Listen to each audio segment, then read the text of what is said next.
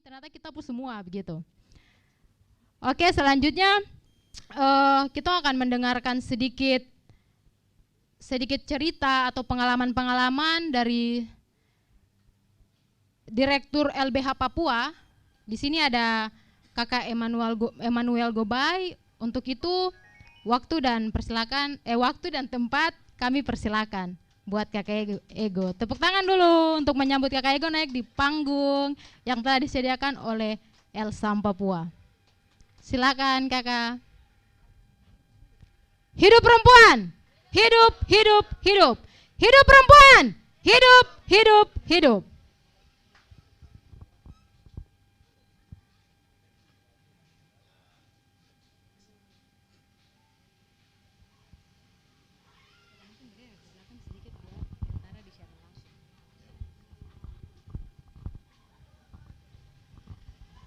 Selamat malam. Malam. Oh, siang ya. Hidup perempuan. Hidup perempuan. Hidup perempuan. Ini kayaknya suara perempuan saja nih. Yang laki-laki mana? Hidup perempuan. Perempuan diam, laki-laki. Yang laki-laki. Hidup perempuan. Luar biasa. Pertama, saya dengar banyak cerita dari kakak perempuan dorang. Belum bilang itu kalau perjuangan itu hanya laki-laki yang dorong, itu perjuangan akan lama. Begitu. Begitu pula sebaliknya. Kalau perempuan sendiri yang dorong, itu juga perjuangan akan lama. Jadi perempuan dan laki-laki itu harus sama-sama berjuang. Berjuang untuk apa ini? Halo? Kita berjuang untuk apa? Laki-laki dan perempuan berjuang untuk apa? Ya? Kebebasan. Tadi ada yang pertama bilang kesetaraan. Ada lagi berjuang untuk hidup. Berjuang untuk merdeka. Berjuang untuk makan. Berjuang untuk berjuang untuk melawan kekerasan kah tidak? Saya pikir kalau kekerasan itu bukan hanya perempuan yang kena, laki-laki juga sama ya.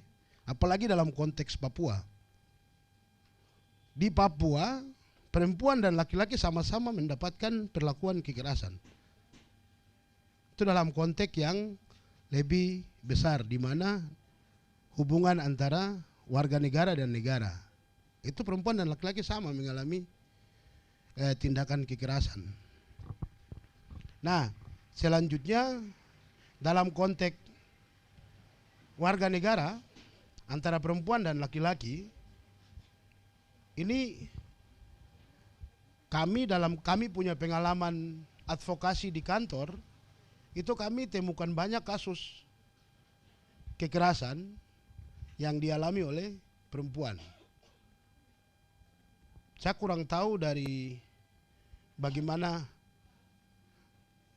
yang kita pahami tentang kekerasan ya. Tapi kalau dalam konteks hukum itu ada 4. Yang pertama kekerasan fisik, psikis, penelantaran keluarga, dan kekerasan seksual. Nah, dalam konteks 4 ini itu biasanya ada yang datang ke kami untuk mengadukan. Dari yang datang ke kami mengadukan itu banyak yang mengadukan, tapi sedikit yang maju. Saya hitung dalam 1 tahun ini hanya 1 kasus yang maju. Maju di kepolisian. Itu bagi pasangan yang menikah secara ada catatan akta nikahnya. Terlepas dari itu, ada banyak juga kasus kekerasan yang dialami oleh perempuan dalam lingkungan kawin secara adat, hanya bayar mas kawin. Kawan itu paling sulit untuk masuk ke kantor polisi, karena di sana kantor polisi akan tanya, mana akta nikahnya. Kalau tidak ada berarti tidak akan diproses. Sementara kalau kita lihat dari Sorong sampai Jayapura, Jayapura sampai Merauke, itu paling banyak yang nikah secara adat. Nah ini satu hal yang saya sedikit bertanya-tanya, kenapa ya surat pelepasan tanah yang dibuat oleh Ondo Afi atau Dewan Adat itu bisa diterima oleh BPN untuk membuat sertifikat hak atas tanah. Tapi surat nikah yang dibuat oleh Dewan Adat itu tidak bisa diterima sebagai dasar untuk terbitkan akta nikah. Nah ini yang saya lihat ada sedikit perbedaan, dan saya pikir kami sudah mulai mendorong untuk ada satu kebijakan agar nikah adat ini bisa mendapatkan akta nikah. Nah, mungkin nanti akan ada yang berpikir terkait berarti istri kedua ketiga lagi akan ada akta nikah. Itu wajar, tapi yang paling penting dari akta nikah yang kita dorong adalah biar supaya perempuan ataupun laki-laki maupun anak yang ada dalam satu rumah tangga itu dia tidak menjadi korban kekerasan. Begitu. Baik anak yang dari istri pertama, kedua atau ketiga. Begitu. Kenapa? Saya kasih tahu anak pertama, istri kedua, ketiga atau keempat, karena yang melakukan itu kan bapak dan mama, bukan anak. Anak tidak salah. Masa bapak dan mama punya kesalahan terus kita melempar ke anak? Itu kan tidak benar juga. Itu yang pertama. Yang kedua, seandainya tidak ada akta, itu tidak mungkin juga ada akta kelahiran. Nah kalau seandainya tidak ada akta kelahiran berarti anak itu tidak akan sekolah. Karena untuk masuk sekolah dia harus bawa akta kelahiran itu. Selain itu menyangkut harta. Masa ketempuh harta itu hanya istri pertama dan dia anak yang tua saja yang dapat. Baru anak-anak dari istri kedua ketiga bagaimana? Nah padahal kan sama punya bapak biologis sama si yang pertama nih. Itu jadi alasan untuk kita dorong supaya ada kebijakan untuk nikah adat memiliki akta nikah. Saya pikir yang paling pokok adalah jangan sampai ada korban kekerasan. Itu menjadi satu pijakan karena kita menjumpai polisi terus menolak kasus-kasus kekerasan yang datangnya dari keluarga yang terbangun dari nikah adat. Itu yang pertama. Yang kedua, kalau tadi di awal Kakak Apiero sempat sampaikan kalau ada kondisi perempuan di Nduga yang mengungsi. Selain yang mengungsi, kalau dari catatan yang saya temukan dari hasil investigasi kakak Theo Hesegem, itu kurang lebih ada 2 perempuan atau tidak 3 perempuan yang juga terkubur dalam satu tempat di bawah kaki gunung Kanbobo, begitu. Jadi ada juga yang kemudian menjadi korban pelanggaran HAM berat di sana. Nah selain itu, bukan hanya di Duga, di Intan Jaya, di Mimika, itu juga mengalami pengungsian yang besar-besaran. Nah, yang menjadi pertanyaan adalah apakah kemudian di negara ini itu memberikan jaminan perlindungan bagi perempuan dalam wilayah konflik bersenjata? Sampai saat ini saya setelah cari-cari tidak ada. Jadi kalau memang tidak ada, itu artinya kalau perempuan mati di daerah konflik tidak apa-apa, begitu mungkin yang dipikirkan oleh negara ini. Begitu. Negara hari ini mungkin sedang dorong kekerasan terhadap seksual saja yang dia pikirkan, tapi dia tidak berpikir bagaimana nasib perempuan dan anak di daerah konflik bersenjata, apalagi di Papua. Pendekatannya kan keamanan dan tentunya akan banyak korban perempuan. Tapi tidak ada satupun kebijakan untuk itu. Nah ini juga yang mesti kami dorong sama-sama. Kenapa saya bilang kita harus dorong 2 ini sama-sama? Kita ini mau jalan lakukan pembelahan terhadap perempuan, tapi kalau tidak ada dasar hukumnya, ya kita bisa saja dong tolak, begitu. Jadi kita sangat mengharapkan ada kerjasama untuk kita dorong kebijakan biar ada perlindungan bagi perempuan di daerah konflik, dan juga ada kebijakan bagi nikah adat mendapatkan akta nikah, supaya kita punya advokasi hukumnya akan baik. Yang berikutnya dalam konteks penegakan hukum untuk melindungi perempuan dalam kasus-kasus kekerasan ini juga rupanya terhambat karena pendekatan di kepolisian. polisi terkadang mengedepankan pendekatan penyelesaian secara kekeluargaan. Adakah perempuan di sini yang mau setelah diperkosa mau diselesaikan secara kekeluargaan? Hah? Tidak mau toh? Nah, kalau memang tidak mau, masalah yang kemudian kita hadapi adalah di kepolisian itu mereka selalu mendorong penyelesaian secara kekeluargaan. Begitu. Jadi saya pikir kita bisa sama-sama menyatakan sikap dengan tegas kepada kepolisian untuk tidak menggunakan pendekatan penyelesaian kekeluargaan dalam kasus-kasus kekerasan terhadap perempuan. Ini tujuannya untuk apa? Kalau balas dendam tidak ya. Kenapa? Dalam konteks pidana tidak kenal balas dendam, tapi berikan efek jerah. Jadi bagi si laki-laki yang kemudian melakukan kekerasan, biar dia ada efek jerah. Itu yang pertama. Yang kedua, kalau dia ada efek jerah, tentunya dia punya teman di sebelah itu juga akan berpikir yang sama. Dengan begitu akan mengurangi jumlah tindakan kekerasan terhadap perempuan. Begitu. Tapi kalau tidak pernah ada upaya hukum yang kita lakukan, itu sama saja kita menghendaki untuk kekerasan terus terjadi. Begitu. Kenapa saya bisa bilang seperti itu? Karena tadi saya lihat dari sekian banyak kasus yang datang tuh hanya satu yang ditindaklanjuti.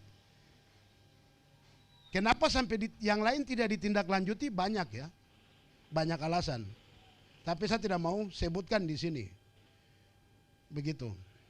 Tapi saya punya cerita menarik.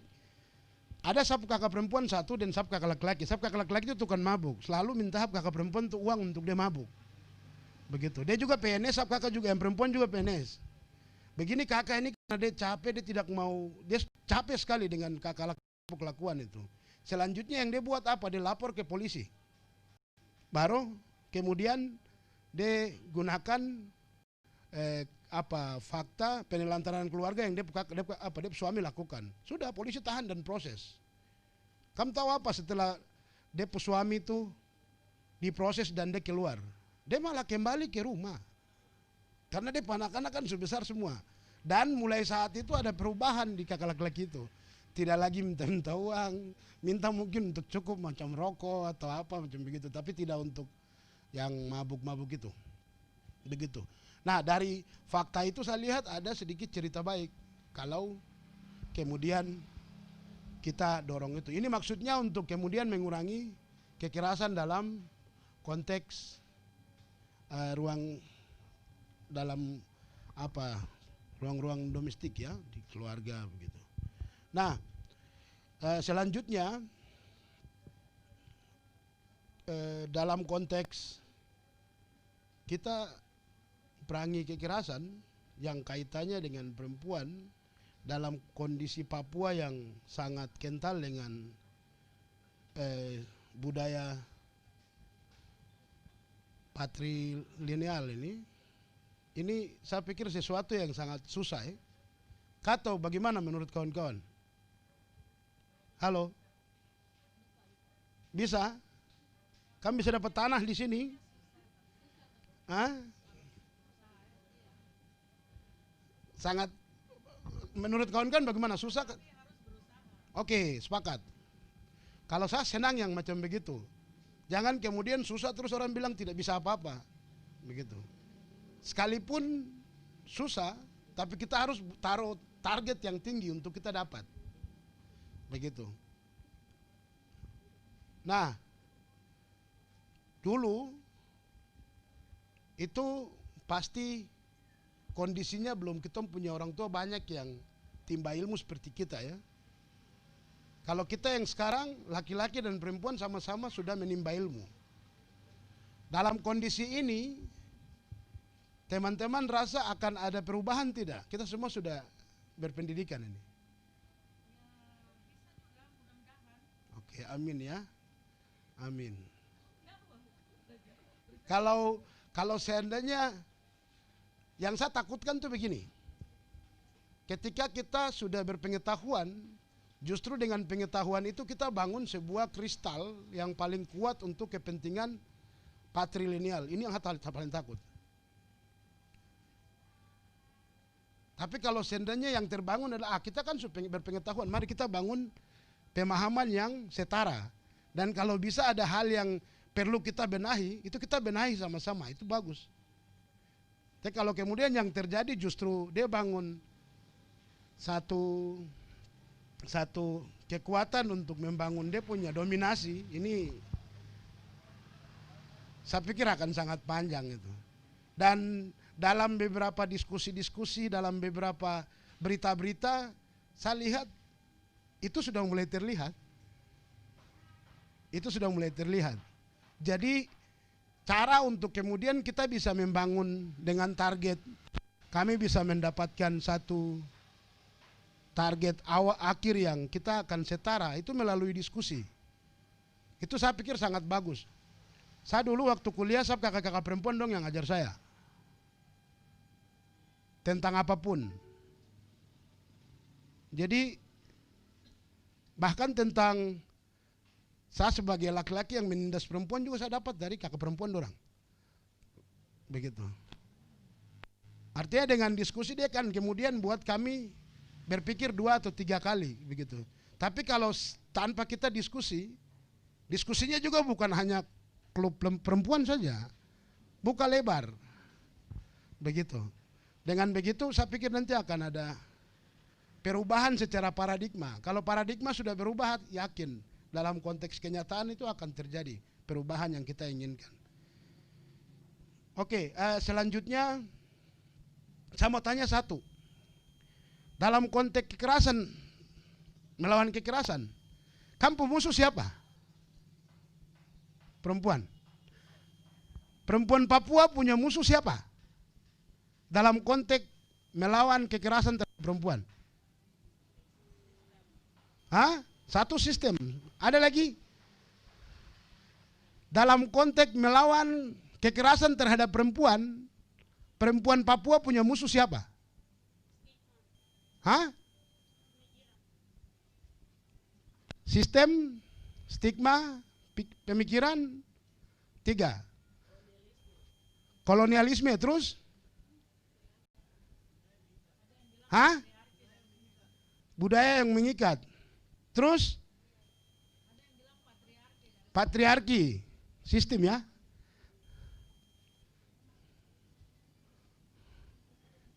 Nanti itu biar jawab masing-masing ya. Saya punya musuh siapa? Saya musuh laki-laki kah? Saya musuh kolonialisme ini kah? Saya musuh patriarki ini kah? Saya musuh siapa, itu terserah, pikir sendiri.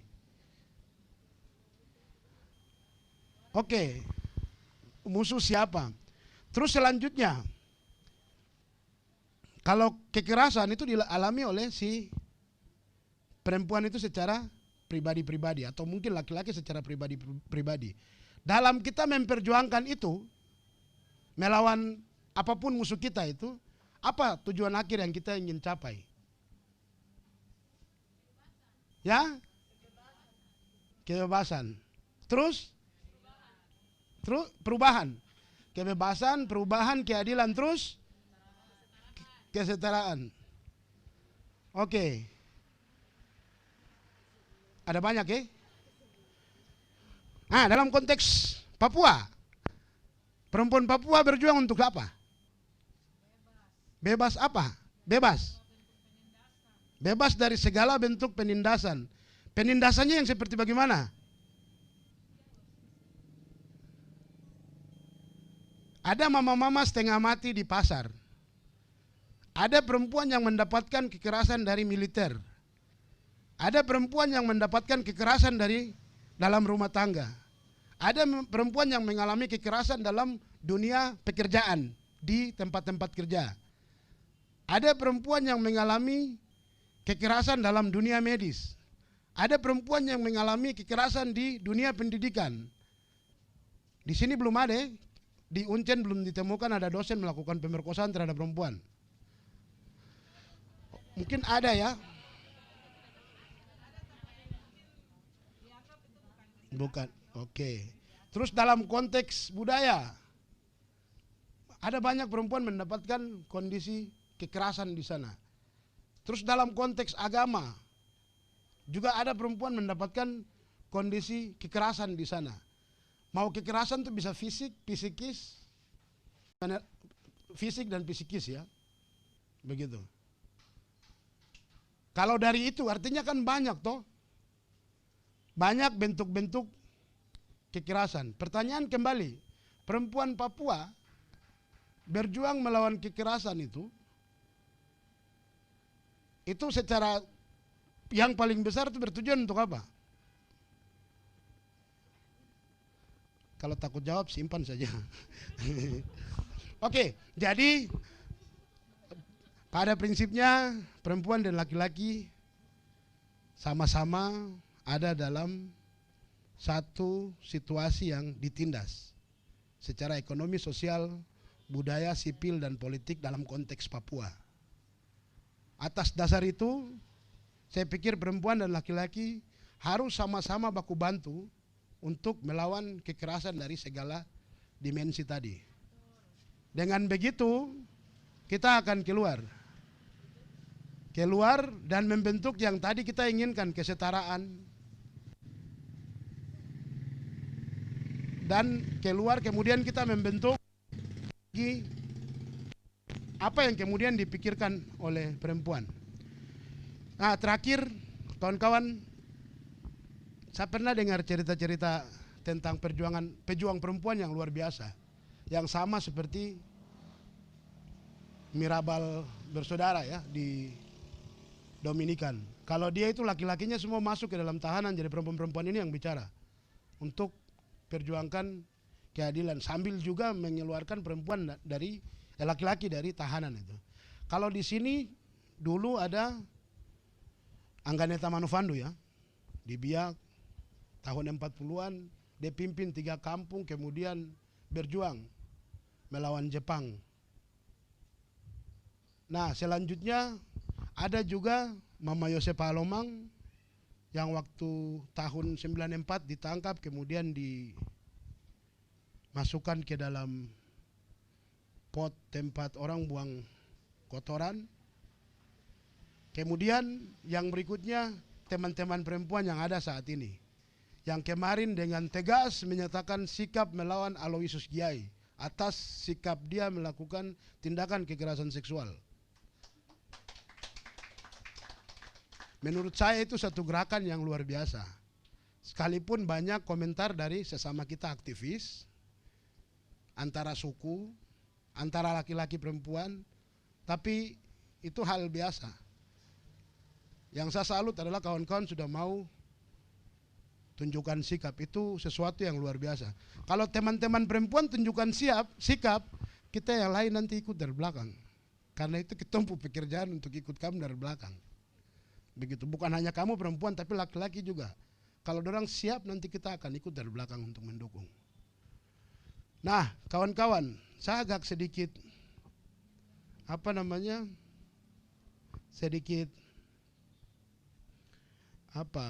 rasa terkritisi dengan gerakan perempuan di Pasifik. Di sana luar biasa sekali. Saya yakin kalau itu kita di sini juga bisa. Dong sampai bisa kemudian nyatakan sikap, buat rekomendasi-rekomendasi dari organisasi. Kalau tadi teman-teman bilang koalisi ini kolektif dan sebagainya, saya punya ambisi dan saya ingin dorong kepada perempuan-perempuan untuk angkat naik jadi organisasi strategis. Karena dengan menjadi organisasi strategis, baru kawan-kawan bisa menyatakan sikap kawan-kawan. Begitu. Ingat, budaya Papua itu budaya patrilineal. Budaya patrilineal itu 11 dengan patriarki. Itu dia akan dekat dengan namanya kolonialisme. Itu dia akan didukung juga oleh budaya yang terbangun dari budaya yang sama, patrilineal juga. Jadi untuk kemudian mendapatkan satu keinginan kawan-kawan yang sangat luar biasa besar tuh, kita harus punya organisasi yang strategis. Selanjutnya, kalau bisa kendalikan roda politik, baik praktis maupun murni, baik untuk partai-partai atau untuk Papua Merdeka. Karena dengan begitu kawan-kawan akan bisa memperjuangkan nasib kawan-kawan. Kalau tidak, kita dapat kebebasan tapi kawan-kawan akan tetap ditindas. Demikian dari saya.